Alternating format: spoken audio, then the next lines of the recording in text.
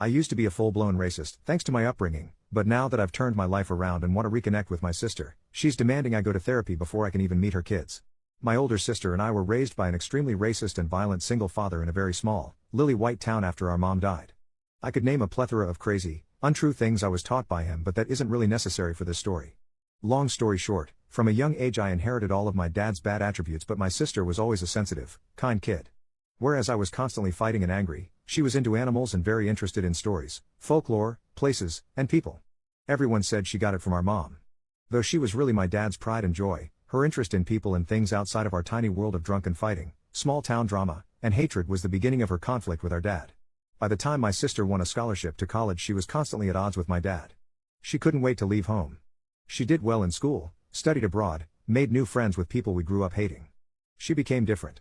Before college, she was the typical girl next door, popular with the guys for her looks and beloved by mostly everyone in our town for her kind demeanor. Typical small town, nice girl. Then the rumors started about her getting brainwashed in college and her name basically became a bad word. I hate to admit it, but I started to believe those things because even our dad said them.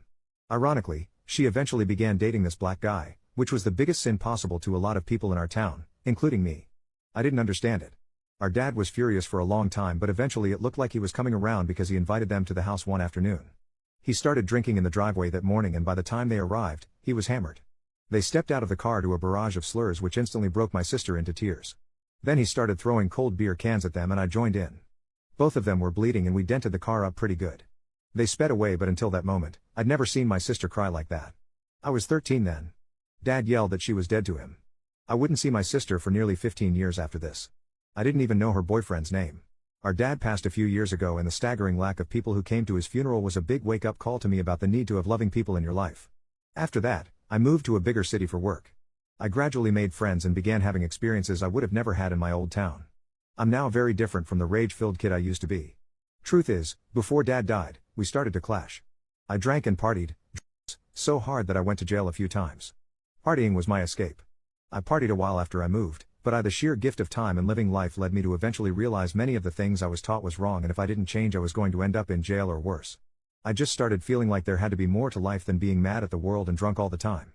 I joined a few volunteer groups, and the people I met helped me get sober and really made a big impact on changing my trajectory. My views on race changed dramatically, and I've managed to build a solid, but diverse group of friends. Despite that, the weight of having no family also set in. I missed my sister so much but was too ashamed to reach out. I found her on Facebook and watched her life from afar. She actually married that guy we threw beer at, and they have 3 kids and live a few states away. They seemed really happy in their pictures. I eventually reached out and we developed communication online. A few weeks in, I made the drive out of state and met her and her husband over dinner. We had some very tough, emotional talk, but overall it was a very constructive visit. I told them I wanted to be in their lives and even be an uncle to their kids.